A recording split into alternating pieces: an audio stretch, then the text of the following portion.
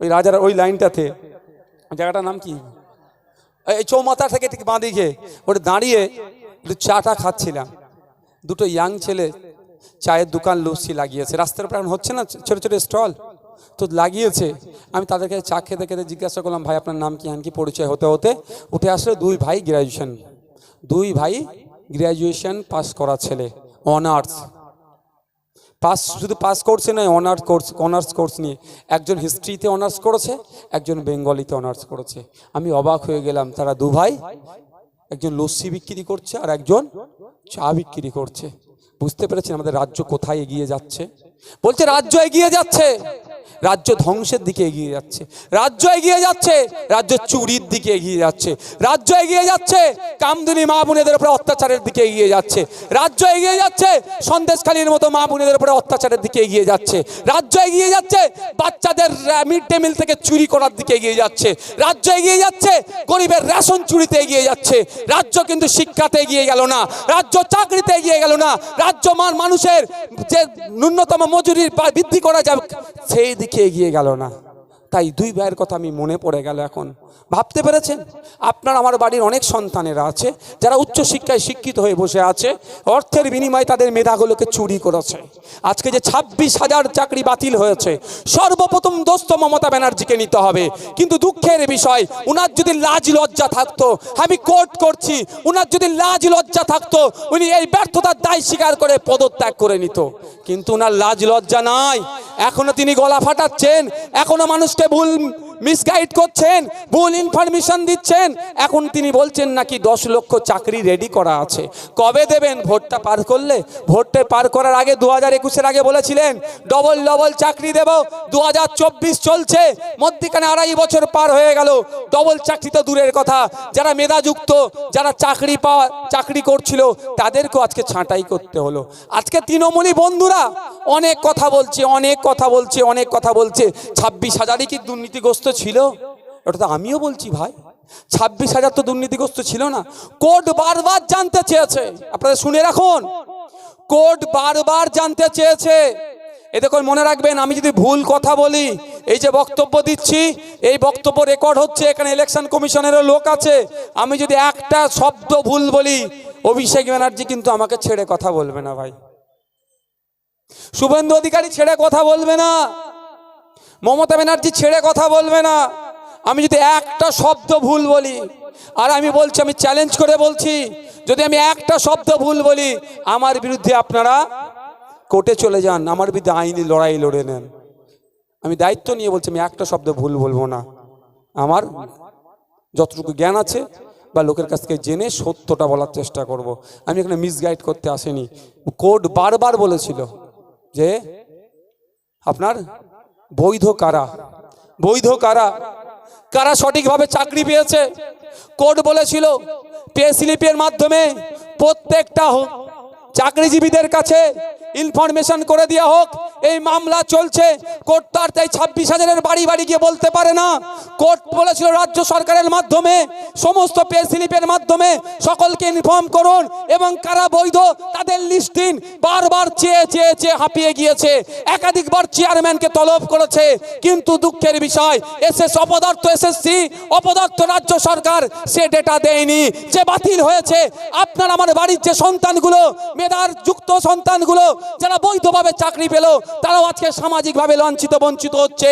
আমি অনুরোধ করব, যারা মেধাযুক্ত তাদেরকে আপনারা নিয়ে খিল্লি করবেন না, তাদের পাশে থাকুন, তাদের পাশে থেকে আওয়াজ তুলুন। যারা মেধাযুক্ত, কোর্ট অর্ডার দিয়েছে যত দ্রুত সম্ভব মেধাযুক্তগুলোকে আবার নিয়োগ করা হোক, তার আওয়াজ তুলুন। আর সাথে সাথে সরকারকে বলুন যে 26,000 বাতিল হয়েছে, এর মধ্যে অনেক মেধাযুক্ত ছিল, এই টোটাল বাতিলের দায়ভার আপনাকে নিতে হবে। এর জবাব আমরা কিন্তু ভোটের মাধ্যমে আপনাকে দেব। আপনার আমার পাড়ায় অনেক আছে, মথুরাপুরে তৃণমূলের যিনি এমপি পদপ্রার্থী, এই ইলেকশনে যিনি প্রার্থী হয়েছেন, তিনি সোনার টুকরো ছেলে। কদিন আগে পেপারে দেখছিলাম, তিনার নামে এত টাকা তোলার মামলা আছে, মানে অভিযোগ আছে, কোর্ট তাকে বারবার নাকি ডাকছে। শুধু তাতেও ক্ষান্ত হয়নি, পুরো পরিবার সমেত একদম দুর্নীতি করেছে।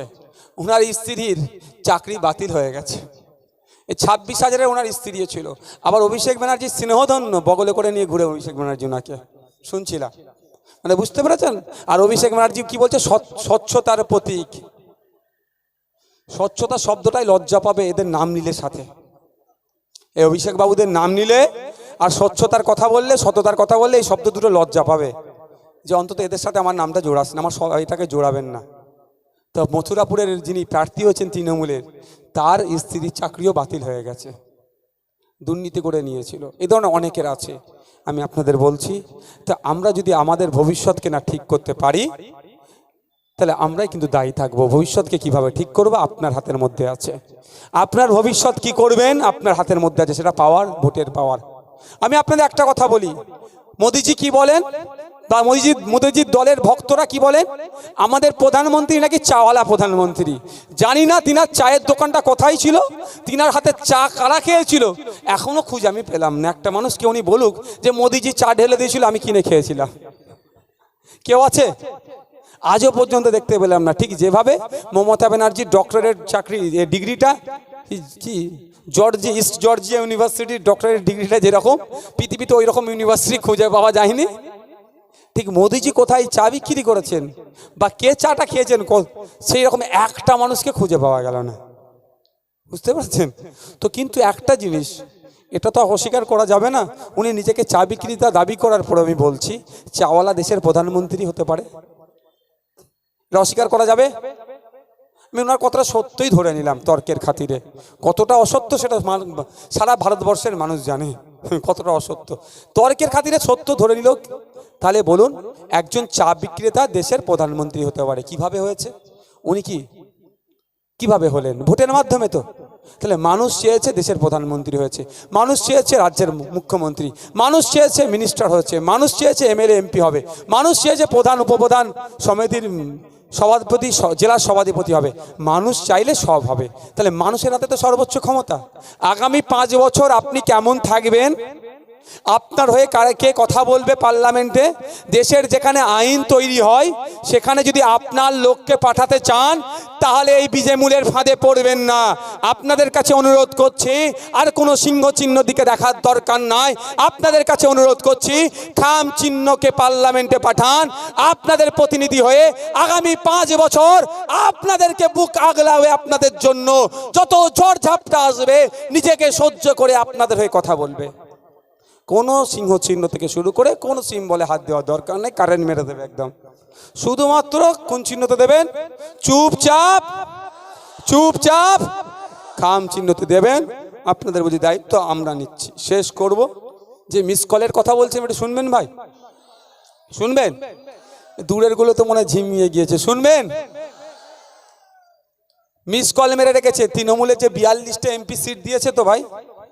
সর্বপ্রথম আমি এই জায়গা থেকে চ্যালেঞ্জ করছি, এখান থেকে কলকাতার মধ্যেই তো, এখান থেকে কালীঘাট তো বেশি দূর নয়। আমি এখান থেকে চ্যালেঞ্জ করছি তাপস, ওনার নাম কি তাপস, যে বিধায়ক তার নামটা কি, তাপস চ্যাটার্জি মহাশয়ের মাধ্যমে আমি মমতা ব্যানার্জির কাছে একটা বার্তা পাঠাতে চাইছি। কাকুলিদি তো যদি আওয়াজটা পাই, কাকুলিদির মাধ্যমে আমি মমতা ব্যানার্জির কাছে একটা বার্তা পাঠাতে চাইছি। আমাদেরকে ভোট কাটুয়া বলছেন তো, আমরা নাকি বিজেপির সুবিধা করে দেবো বলছেন তো, আপনাকে আমরা একটা বার্তা দিতে চাইছি। আপনি একটা 10 টাকা 50 টাকা 100 টাকার স্ট্যাম্প পেপারে লিখে দিন যে 42টা প্রার্থী আপনারা দিয়েছেন, এই 42টা প্রার্থীর মধ্যে যারা জিতবে একটাও তৃণমূল ছেড়ে বিজেপিতে যাবে না, এটা লিখে দিন। তাহলে 17টা প্রার্থী আইএসএফ তুলে নেবে। কি বলছি বুঝতে পেরেছেন? ছোটখাটো বিষয় নয়, 17টা প্রার্থী আইএসএফ তুলে নেবে। কিন্তু ওখানে আইএসএফ এর পক্ষ থেকে একটা শর্ত থাকবে। শর্তটা কি? যদি একটা গেছে পা পিছলেছে, তার দায়ভার আপনাকে নিতে হবে এবং আপনাকে মুখ্যমন্ত্রীর পদ থেকে পদত্যাগ করতে হবে। এটা লিখে দিতে পারবে? লিখে দিতে পারবে? আমি আপনাকে বলছি, উনি লিখে দিতে পারবেন না। ওই কনফিডেন্স ওনার মধ্যে নাই। উনি ওনার বাড়ির কাছেই নিজের কনফিডেন্স হারিয়ে যাচ্ছে। শুনছি অভিষেক বাবু আর মমতা ব্যানার্জি কে মুখ্যমন্ত্রী হবে সেই নিয়ে নাকি আলোচনা চলছে। মমতা ব্যানার্জি নাকি চাইছেন না, যদি এই বিষয়ে সত্যতা নেই, আমি শুনেছি, শোনা কথা। কিন্তু একটা কথা আমরা ভুলে যাচ্ছি না, 21 সালে 2021-এ বিধানসভা নির্বাচনের সময় ওনার পায়ে নাকি ওনাকে মেরে দেওয়ার চেষ্টা করেছিল, ওনার পায়ে আঘাত পেয়েছিল। আজকে 3 বছর হতে চলেছে। দুঃখের বিষয়, আমার রাজ্যের মুখ্যমন্ত্রী যিনি প্রাণঘাতী হামলার সম্মুখীন হয়েছিল, কে হামলা চালালো তার চাঁদ মুখটুকু আমরা একটু দেখতে পেলাম না। বুঝতে পারছেন না কে হামলাটা চালিয়েছে? আমার দেশের রাজ্যের মুখ্যমন্ত্রীর যদি যেতে হামলা চালাতে পারে, তাহলে নাগরিক আমরা কতটা অসুরক্ষিত।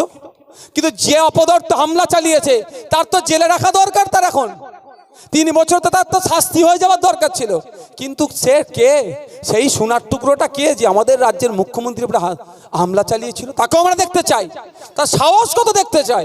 কিন্তু দুঃখের বিষয়, আমিও ভাই ক্লান্ত হয়ে গেছি, সেটা কে দেখতে পেলাম না। কিন্তু ওটাকে নিয়ে তিনি ভোট চাইলেন। তারপরে কি আসলো? কোথায় আপনার বর্ধমান থেকে ফিরছিল, 200 স্পিডে নাকি একটা গাড়ি এসে এমন ধাক্কা মেরেছে, ওনার ড্যাশবোর্ড খুলে নাকি ওনার মাথায় লেগে মাথা ফেটে গিয়েছিল। এবার শোনেন ভাই, উনি যে গাড়িটাতে চেপেছিলেন ওটা টয়োটার ফরচুনার ছিল সম্ভবত। টয়োটা কোম্পানি যদি বাংলা ঠিকঠাক বোঝে, মেন মালিক এই এখানকার যিনারা দায়িত্বশীল আছে, বাংলা থেকে ওই ভাষায় ট্রান্সলেট করে না, ইংলিশে না ট্রান্সলেট করে পাঠালে আলাদা জিনিস, যে আমাদের রাজ্যের মুখ্যমন্ত্রীর বদনাম হয়ে যাবে। বাংলায় যারা চাকরি করছে আমাদের রাজ্যেরই তারা তো, যে আমাদের এই তথ্যটাদেরকে দেবও বদনাম হয়ে যাবে, হয়তো নাও দিতে পারে। কিন্তু টয়োটা গাড়ি যদি জানে মালিক কোম্পানি বা যারা মেন জায়গায় আছে, তারাও কিন্তু ভয় পেয়ে যাবে যে তাহলে নতুন করে ট্রেনিং, মানে যে ম্যানুফ্যাকচারিং যেখানে হচ্ছে গড়বড় ছিল। আর না হলে মমতা দিদি যে টয়োটা ফরচুনারে চেপেছিল ওটা ডুপ্লিকেট টয়োটা ছিল। বুঝতে পারছেন না? বলছে 200 স্পিডে ধাক্কা লেগে ড্যাশবোর্ড খুলে মাথায় লেগেছে। ভাই, আমাদের কম বেশি রাজারহাট এলাকার মানুষজন তো আপনারা সবার বাড়িতে বড় গাড়ি না থাকলে শহরের মানুষ টয়োটা গাড়ি সম্পর্কে, ফরচুনার সম্পর্কে আমরা সকলেই জানি ভাই। কি আমরা তো দূর থেকে লোক ভাড়া করে নিয়ে আসবো না মাঠ ভরানোর জন্য। আমার এখানকার যতটুকু হয় এতটুকুই, বা যতটাই হচ্ছে ওখানকার লোকালি আমরা ভালোবাসি। তো আপনাদের বলি, টয়োটা গাড়ির সামনে অ্যাক্সিডেন্ট হলে কি হয়?